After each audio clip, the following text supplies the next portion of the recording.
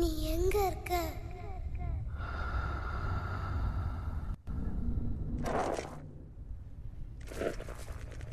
நீ எங்க இருக்க மேக்ஸ்? இந்த குரல் என்ன கொல்லுது?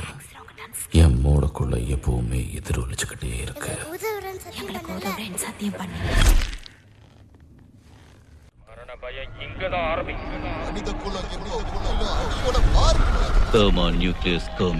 பூமி பெருசா போயிடுச்சு. எங்க எலும்புகள்ல விஷம் ஏறி இருக்கு. நாங்க மனித மிருகமாயிட்டோம். உலகம் அழியும் போது உயிரை காப்பாத்துறவன் கடவுளாகிறான், உயிரை எடுக்கிறவன் மிருகமாகிறான்.